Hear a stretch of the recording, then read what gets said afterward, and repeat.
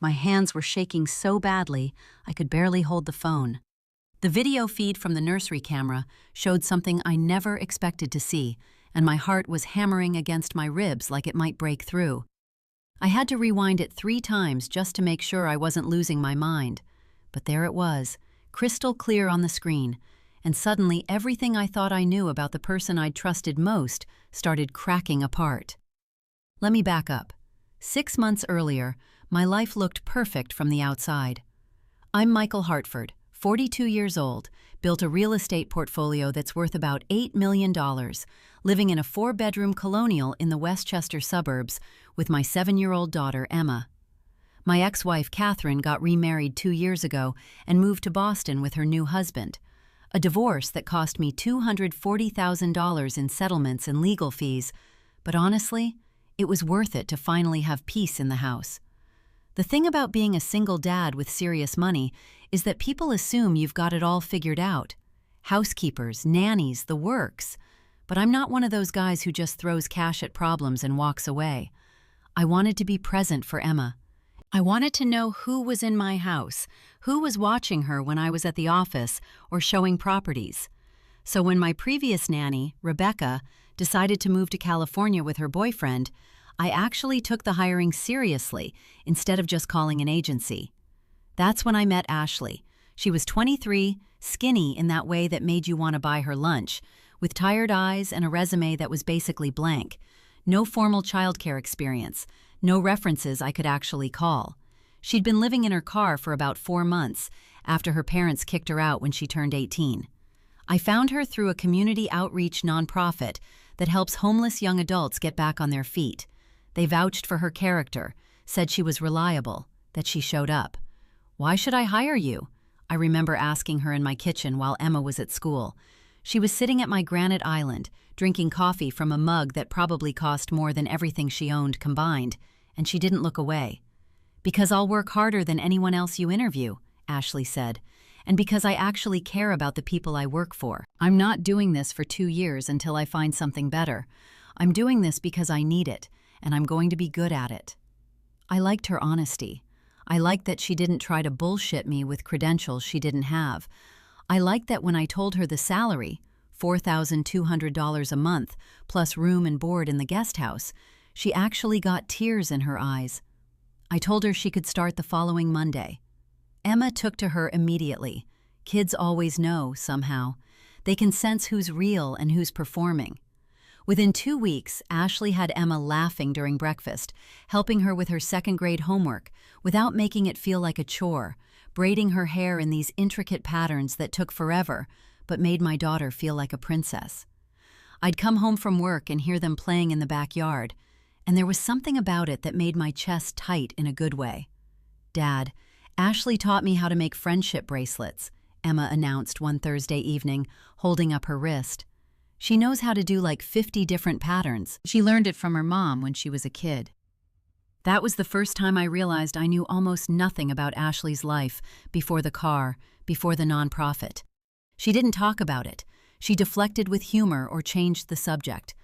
I respected that, figured she'd tell me what she wanted me to know. She was reliable, she was great with Emma, and she didn't steal anything or invite sketchy people over. In the world of household employees, that puts you in the top percentile. 3 months in, I installed the nursery camera. It's not paranoia. I'd had one when Rebecca worked for me too. It's just smart business.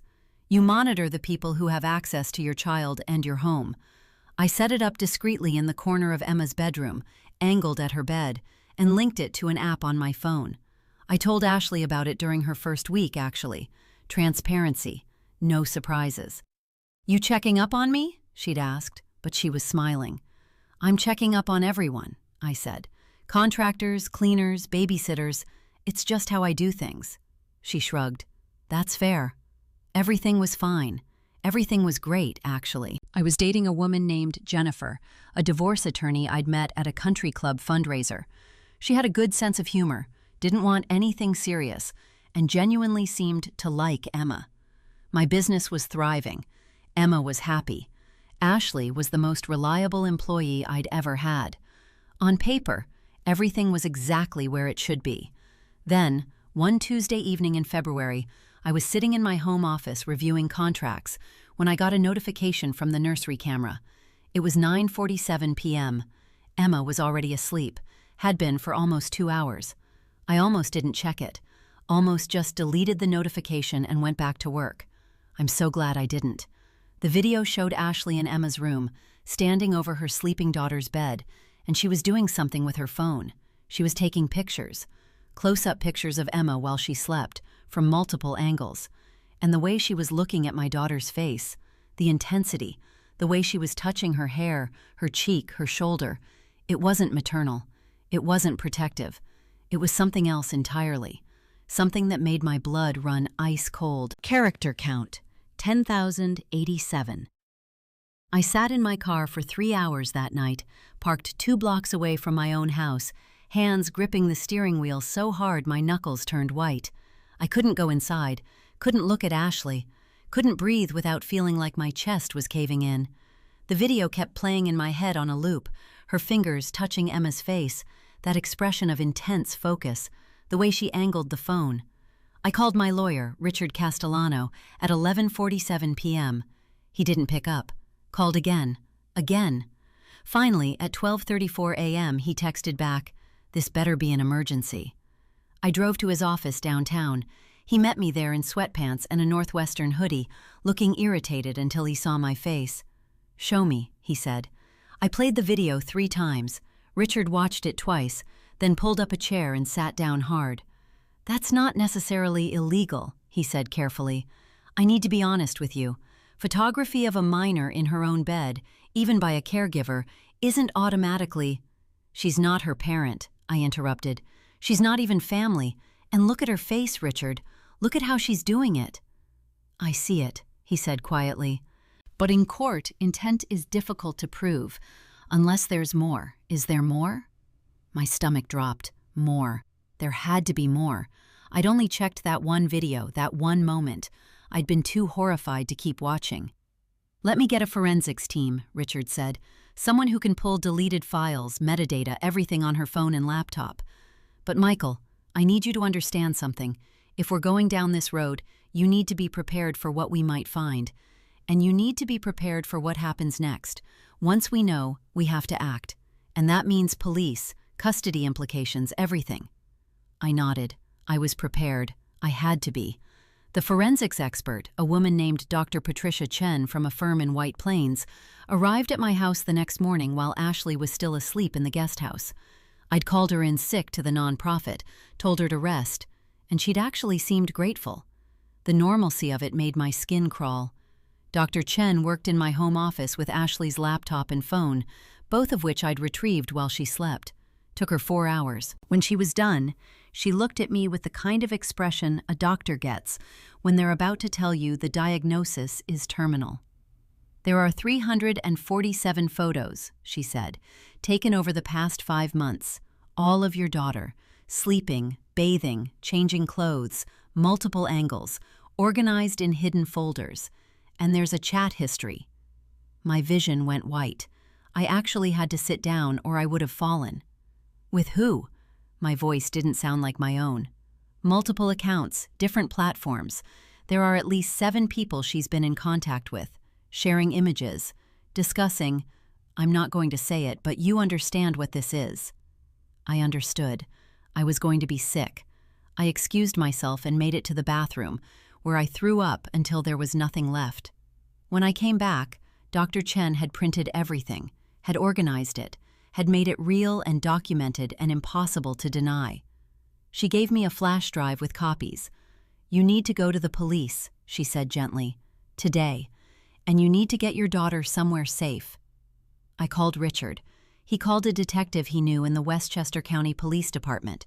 By 2 p.m., there were 2 uniformed officers at my house, and by 3 p.m., Ashley was being arrested in the driveway while Emma was at school, thank God.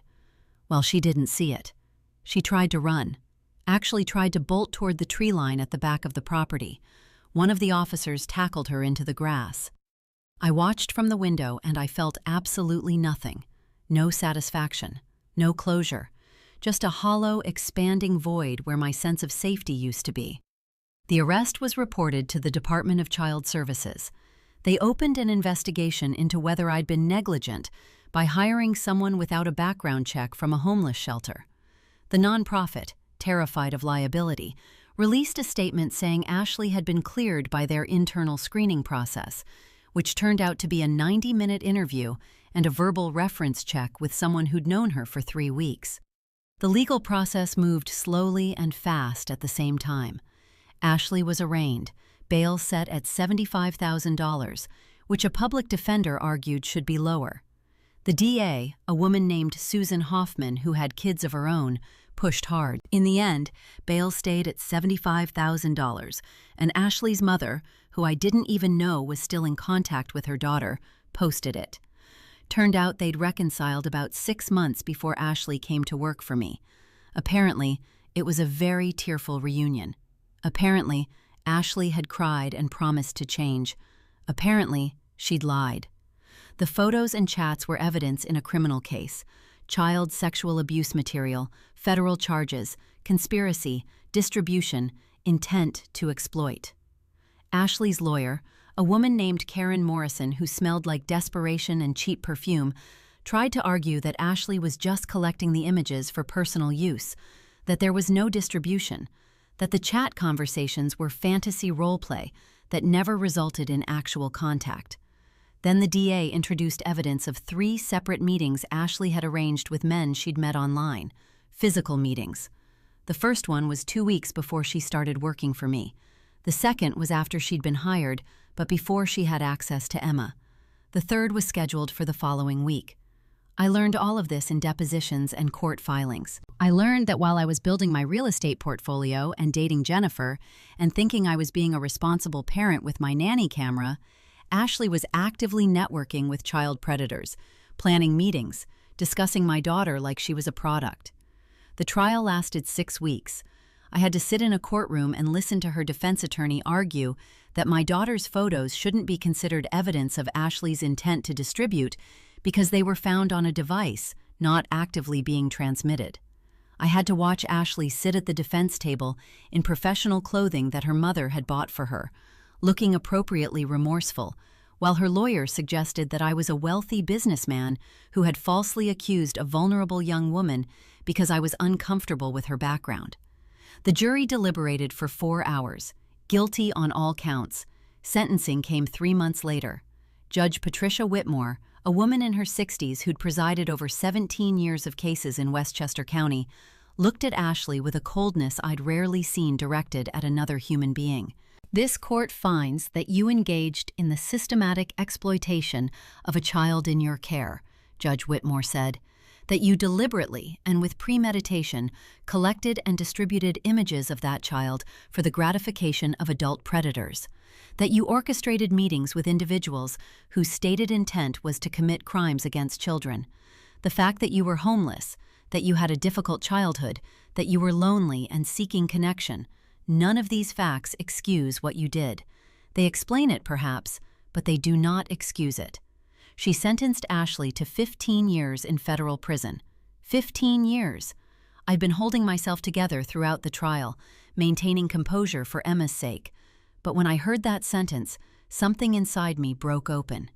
Not with relief, not with satisfaction, with the absolute crushing weight of the reality that I had brought this person into my daughter's life, that I had failed in the most fundamental way a parent can fail, that no amount of security cameras or background checks could have prevented this if I'd just been more careful, more thorough, more willing to trust my instincts that something was off. Jennifer left me 2 weeks after the sentencing. She said it wasn't about the case, that she just needed space. But I knew the truth. She'd met me as a successful, stable guy with a cute kid and a nice house. She hadn't signed up to be part of this disaster. I didn't blame her. Emma started seeing a trauma therapist, Dr. Sarah Brenner, who specialized in childhood cases. The first session was just her talking to Emma about feelings, about safe and unsafe touches, about the fact that none of what happened was Emma's fault. Emma, who was 8 years old, sat on a couch covered in stuffed animals and said in her small voice, "Ashley said she loved me. Was that a lie?"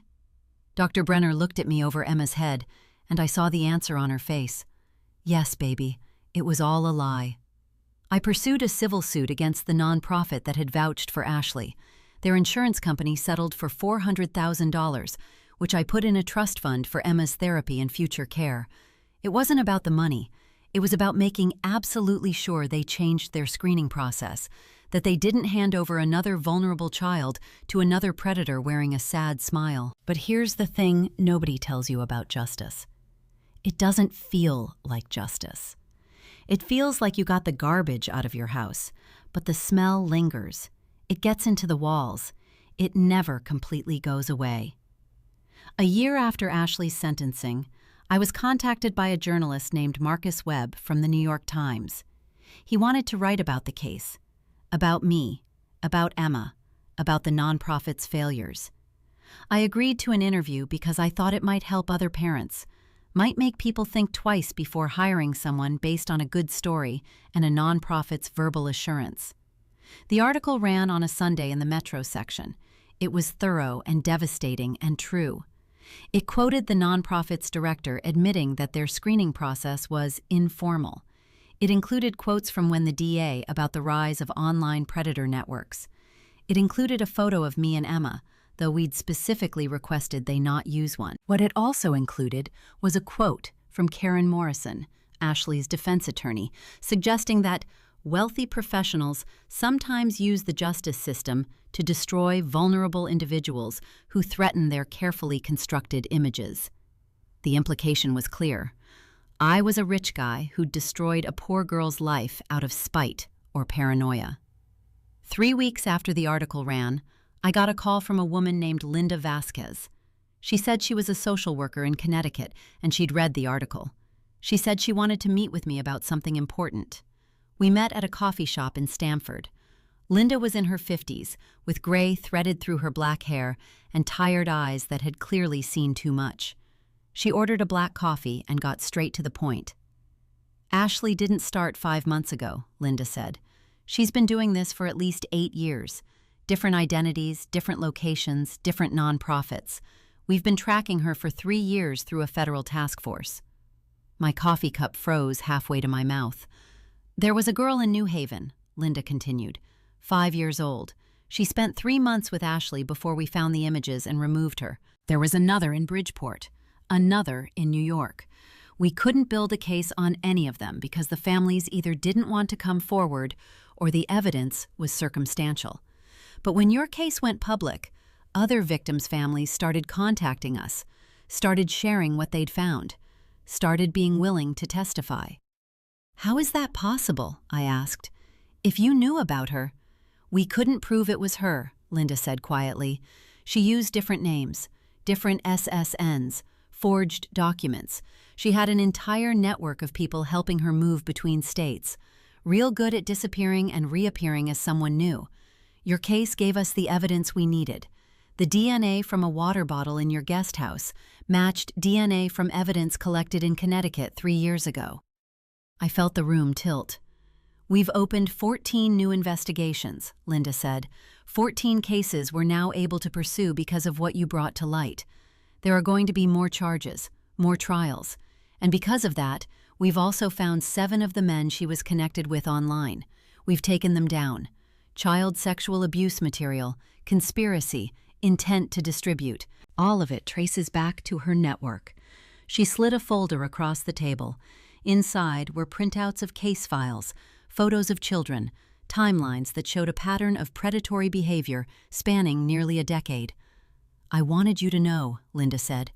I wanted you to know that what you did, by pursuing this, by being willing to be public about it, by fighting, you didn't just protect your daughter. You protected a lot of other children. You shut down an entire operation. I couldn't speak. I looked at those case files and I thought about all those families, all those children, and I thought about how close I'd come to never knowing what was happening in my own house. How 1 second I almost didn't check that video notification. There's something else, Linda said. She pulled out another document. She's appealing. Her attorney is going to argue that the evidence was obtained without proper warrant procedures, that some of the digital forensics were done improperly. She might get a new trial. The bottom dropped out of my stomach again. But, Linda continued. "We're going to use everything we have from the other 14 cases to strengthen the federal prosecution." "She's not getting out, Mr. Hartford. I'm telling you that with absolute certainty. Between the federal charges, the new state charges, the conspiracy charges, she's going to spend the rest of her life in prison. And every single case she helped us build means another child is safe. Another predator is off the street." I drove home in a daze. Emma was at school. I sat in my kitchen and I cried. Not because I felt better, but because I finally understood something I'd been struggling with since the moment I saw that video. You can't undo damage. You can't go back and make different choices. You can only move forward and try to make sure it doesn't happen again. That night, I made a donation of $250,000 to the National Center for Missing and Exploited Children. I funded a program to train nonprofits and private employers on proper background check procedures. I worked with Linda Vasquez's task force to develop a database of known predators and the aliases they used to move between states. Emma asked me one day why I was spending so much time on the computer, doing all this work that didn't make money. "Because I made a mistake," I told her, "and I'm trying to make sure other people don't make the same one." "It wasn't your fault," Emma said, with the wisdom of a 9-year-old who'd spent a year in therapy learning to separate guilt from responsibility. "No," I agreed, "but I'm still responsible for fixing it." The hardest part wasn't the trial or the conviction. It was learning to trust again. It took me 3 years before I hired a new nanny, and when I did, I ran a background check so thorough it would have made the CIA jealous. I installed cameras in every room of the house. I was hypervigilant in a way that probably wasn't healthy, but it was the price of what I'd learned. Jennifer came back into my life eventually, not romantically, but as a friend. She'd gotten remarried to a tax attorney, had twins, and saw me at a charity event where I was speaking about online predator networks. She hugged me and said she was proud of me, and I believed her. The nonprofit that hired Ashley closed down 6 months after the trial. The board of directors was replaced, the screening process was completely overhauled, and the new director personally contacted every family they'd ever placed a caregiver with, offering them free background checks and digital forensics if they wanted them. 3 families took them up on it. All 3 discovered significant red flags they'd missed. 2 of them found evidence of theft. 1 found evidence of abuse that had been covered up. The system failed, repeatedly, but it also, eventually, corrected itself. 5 years after Ashley's arrest, I received a letter from the federal penitentiary in Allenwood, Pennsylvania. It was from Ashley. She'd written a letter asking for forgiveness, claiming that she'd found Jesus in prison, that she understood the damage she'd caused, that she was a different person now. I read it once and burned it. Emma, now 13, asked me what it said. I told her the truth. She was sorry, but sorry doesn't undo anything. "Are you going to write back?" Emma asked. "No," I said. "Some people don't deserve the dignity of a response." Emma nodded, like she understood that sometimes closure isn't about forgiveness. Sometimes it's about recognizing that some doors, once closed, stay closed. The camera in Emma's room is still there. She's 13 now, and she knows it's there, and she doesn't mind. We've talked about it. We've talked about why. And someday, when she's older and living her own life, I'll take it down. But for now, it stays. A reminder that vigilance isn't paranoia, that trust has to be earned, that the most important investment you can make is in the safety of the people you love. Character count, 10,047 check, within 9,800 to 10,200 range.